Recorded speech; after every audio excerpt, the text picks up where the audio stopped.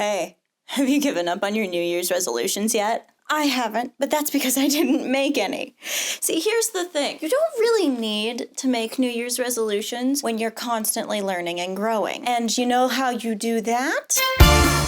Mistakes. It is still January last time I checked. Editor Grace, please, for the love of God, make sure this one comes out in January. About this time of year, everyone and their dog's brother is doing a What I Made in 2023 video. What I'm more interested in is the flurry of mistakes I made this year, because I learned a lot from them. As we watch the immaculate lists of the other things that various crafters made in 2023, I want you to come down here in the mud with me. And let's count down my top 5 crafting mistakes of 2023. I want to celebrate the humble mistake. As everyone knows, according to the 3 frizzle tenets of life, to do anything cool, you have to take chances, get messy, and make mistakes. Take chances and get messy. That just happens in crafting no matter what. Making mistakes, that's where the real learning happens. Now, I have made, one would say, a litany of mistakes this year, and I've tried really hard to be honest about it on camera when it actually happened, because it always bugs me in videos when people just magically make something that they're trying out for the first time and there are no mistakes. Unless that's like a major fluke, it often doesn't happen. Instead of focusing on all the teeny tiny things, let's focus on the big picture stuff. And get ready to count down to your favorite mistake. What will be number 1? Who will earn the top spot? Number 5. From about April to late October of 2024, I spent hours upon hours crocheting granny square after granny square after granny square. I made a beautiful, beautiful couch blankie. I spent hours and hours joining all of the little squares, 140 squares to be exact. This thing is actually technically big enough that you could put it on a twin bed comfortably and it would just be like a regular blanket. When I went to join all of them up, I really wanted an invisible join. I just thought it'd be pretty, and I wanted all of my hard work to look seamless and not too granny-ish, despite the fact the name is Granny Squares. I did a little Google. I found a really simple, you take a tapestry needle and you hook your piece of yarn through the back of each stitch on your granny square, up and up and up, and then you have 2 attached granny squares. Do it with rows, bing, bang, boom, you've got a blanket. Now, what I didn't know is that to make that work, it's especially important to weave your ends in, first and foremost. The other half of that, the thing that makes all of this work, is it needs to be a type of yarn that sticks together well, like wool or other animal fibers. Doesn't really work with cotton, and especially doesn't work with cheap Michael's acrylic. Within days, hours, less than 48 hours, mere hours into enjoying my opus of a crochet project, bits and pieces started to fall apart. Squares came loose, not entirely, but like half a square, and because I had finished the edges all the way around, they were coming loose from the middle and not the edges. That does not a blanket make. The solution I've come up with for now is simply weaving it back together and then tying knots and leaving it at that. Now, what did I learn from this? That's the important part. That's why we are here today. Know your materials and understand what does and doesn't work. I could have done a different joining technique that I'd A, done before, and B, knew worked. If I had done even a little bit more research into the technique I planned to use to join all these up, I would have seen that it really doesn't work with acrylic. Like, there's nothing for the fibers to grab onto because they're all smooth and slippery and kind of hard to felt. Lesson number 1. Know your material.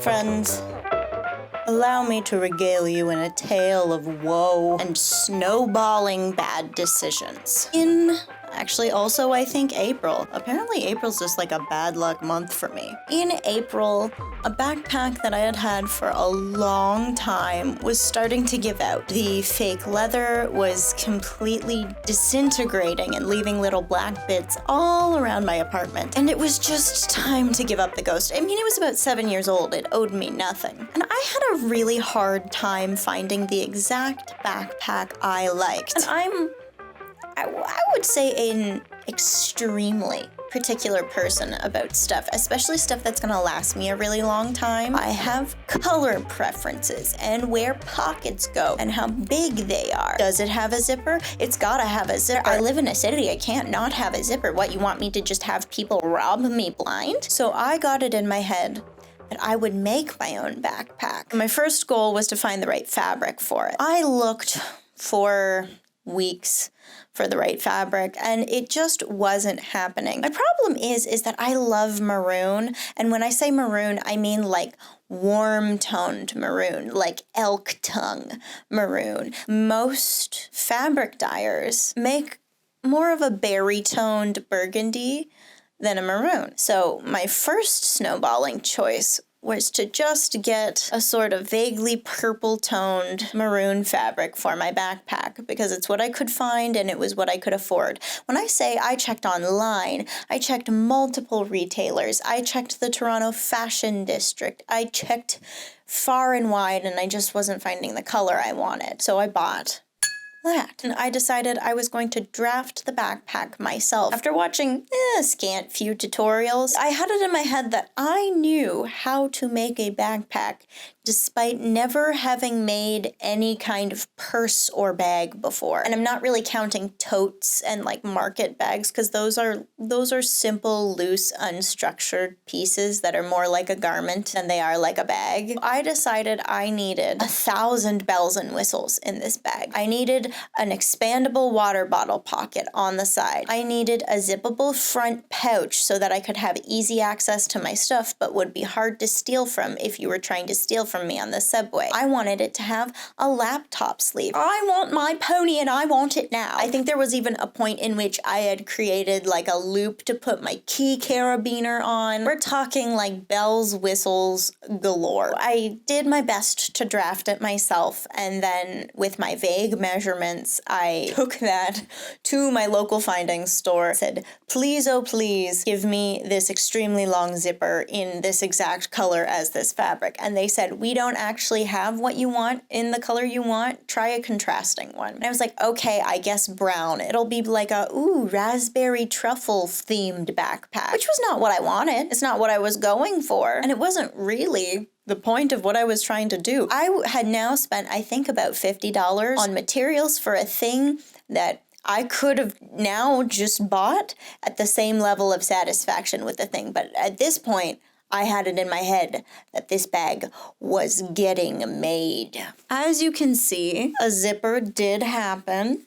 I got some sort of water bottle apparatus going. I sewed a front pocket onto it, and then I tried to actually assemble the body. And this is where the biggest snowballing of all happened. I hadn't drafted any of it correctly, and I had also tried to use multiple techniques to actually bring it all together.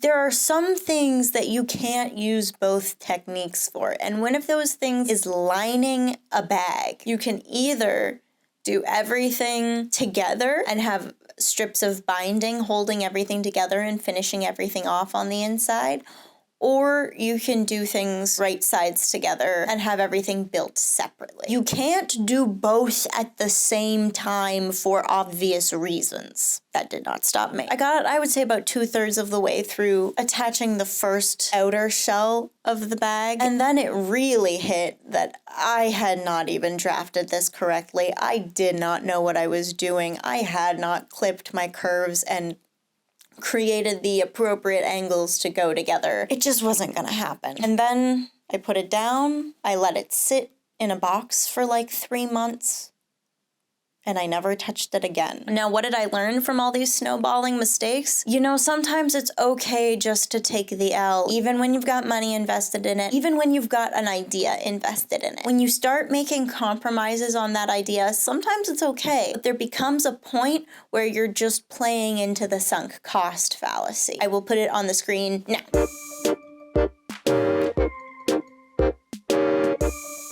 Are you reading it? It really is okay to take the L sometimes. Sometimes that's the learning experience. I'm still confident I could make a bag in the future, but I think before I start drafting my own backpacks, I'm going to try one from a pattern first, just to get the idea of it and to see the techniques that people who actually know what they're doing would make, instead of, you know, the people who watched a tutorial or two. You might be the wizard of backpacks, I don't know. But if you try something really ambitious and you fail at it the first time you do it, that's okay. Don't put too much stock into your first ever version of something, especially if it's an ambitious project you're not sure you're capable of doing. In light of that, I think we need to go get Gerard and finally take the pins out of this backpack, because I have long since bought a replacement that's just good enough, that has a few compromises, but is at least usable and a backpack, because I still needed one through all those months that I was insisting I just make one. In the arms of an angel.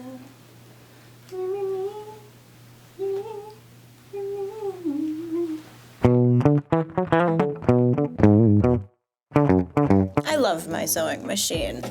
This baby is a beaut. A Schmoney Memory Craft 6000 from, I believe, 1987. She's beautiful. She's stunning. She's not the machine I showed up to this apartment with. Last year, my mom's friend was moving, and she had her mom's old machine kicking around in storage, and she didn't want to move it. She said, "Hey, do you want it?" to my mom, and my mom says, "I think I know someone who could use it." And that's how I got a free sewing machine, which I thought was a blessing. It was. But the devil challenging me. So I get it tuned up because we test it out and it seems like, okay, maybe it works a bit, but it's very seized. And there are a few things wrong with it. Hopefully the guy can fix it. We tell the people at the sewing store what the problem is. They say, sure, okay, we can get him to fix that for you. Should be fine when you get it back. We're like, cool, okay, I trust him. He's a well-respected sewing machine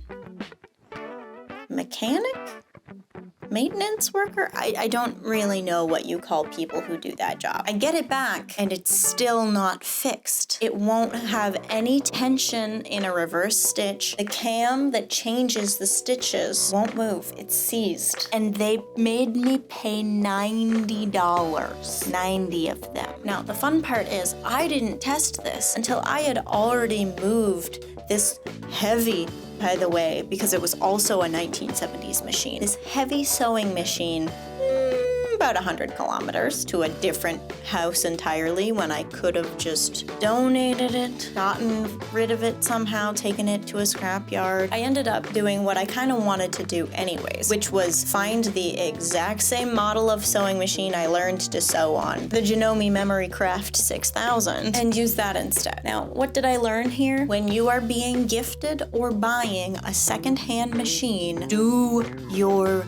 research. I'm dead serious. Please, for the love of God, do your research. I don't want to discourage you from buying a secondhand machine. I think they're great. I actually think if you can get an older machine that works, it's going to last you a lot longer and be a lot sturdier and have less things go wrong with it than getting a newer computerized machine. It's metal.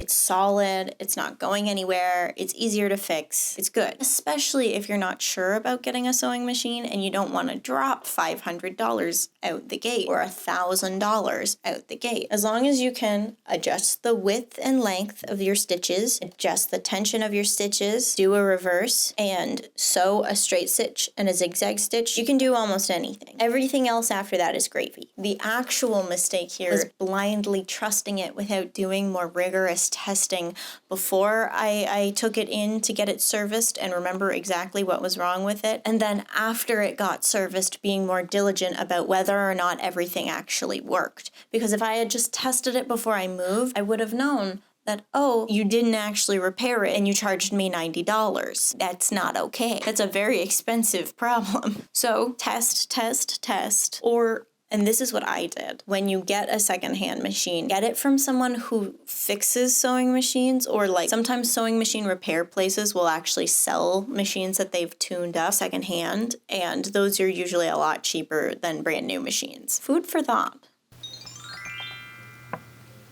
Do you have advice on all my mistakes, baby?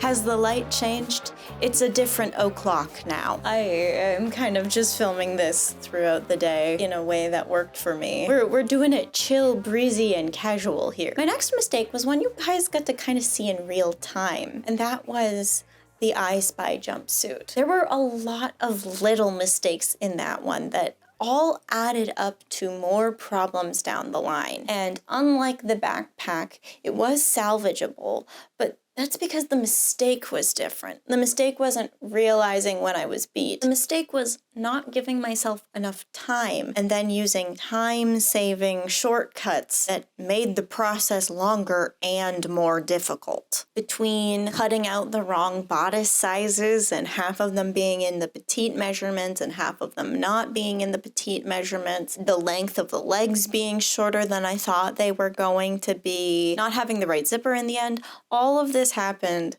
because I blindly trusted a pattern I knew from a couple years ago. I had made mental notes like, oh, tweak this the next time you make it. And then I just was running low on time, so I ignored all of that and said, it'll be fine, don't worry about it. I'm just gonna make it. I have to make this in a week and a half. If I had just taken the time to retrace the pattern myself, maybe even make a muslin, it would have been faster. It would have been easier. I wouldn't have had nearly so many problems. But that wasn't the route I took at all. And I made do, and I took my lumps, and I still got a great jumpsuit out of it. But for the love of whatever in the universe you believe in, just give yourself enough time. Or don't make on deadlines. If you don't like making on deadlines, don't do it. Give yourself enough time to not start making dumb decisions because you need to take shortcuts, especially ones that you kind of in the back of your head. If you get that little tingle, if you get that tingle in the back of your head, well, that might be dandruff. But if you get that tingle in the back of your head and also in your gut being like, I don't know about this, but then you do it anyway, that's foolish and your own fault. Because if you're rushing, you're panicking, and you're panicking, you're rushing, that's where the mistakes that then take the longest time, disguised as shortcuts, happen. Do you need a map to that sentence? I think I might need a nap to that sentence.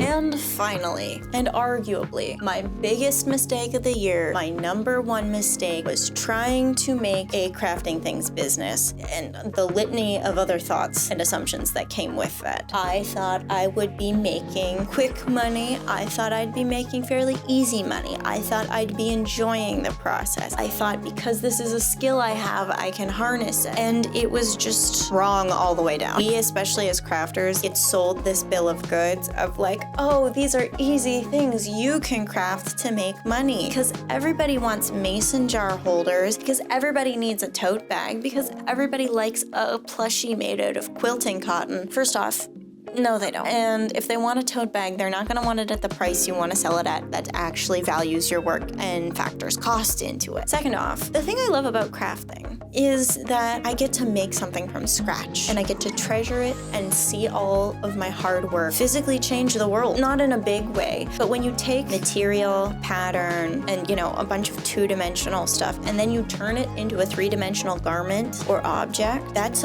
changing the nature of something in the world. And then if you wear it yourself, there's the pride of you get to say, thanks, I made it. When someone says, ooh, I love your outfit, you get to take some of that power back from the fast fashion cycle, that's part of it, and you get to make your friends smile. You get to give them something that might be useful. These are all reasons I love to craft. I like the power of creation. What I don't like is having my work devalued getting things done as fastly and efficiently as possible. I'm a slow sewer. There's just nothing I can do about that. I don't think I should be made to feel bad just because that's not useful for capitalism reasons. Ergo, what I learned was don't just start a business because you're good at something. Think about why you're passionate about something before you make a business out of it. I make YouTube videos because I'm passionate about weird craft, and I think other people would enjoy doing them with me, and it becomes a sort of shared form of art. I like sewing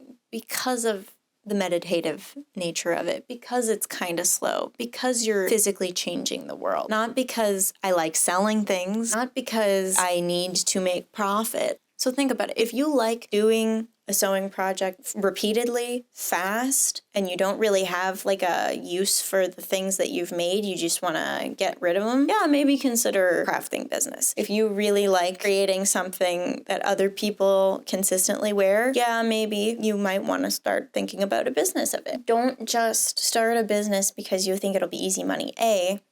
No.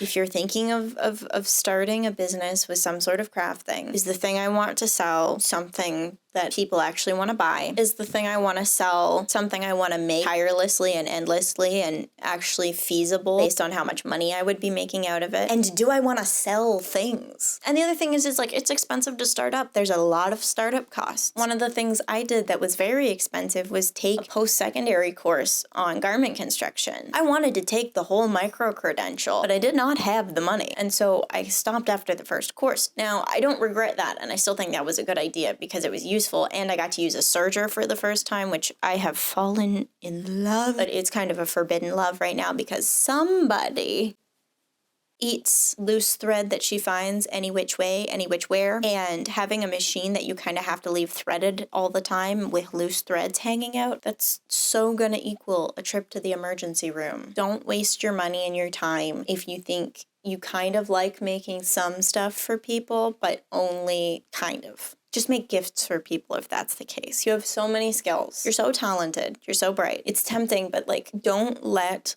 a business suck the joy out of doing things you love. So those were my top 5 crafting mistakes in 2023. I think I learned a lot from them. Did you have any big mistakes you learned a lot from this year? Let me know in the comments, and maybe, God, we can rub a few brain cells together and truly make this an experience we can learn and grow from and move forward in 2024 with bigger brains, all wet and squishy. Did you have any enlightening mistakes in 2023?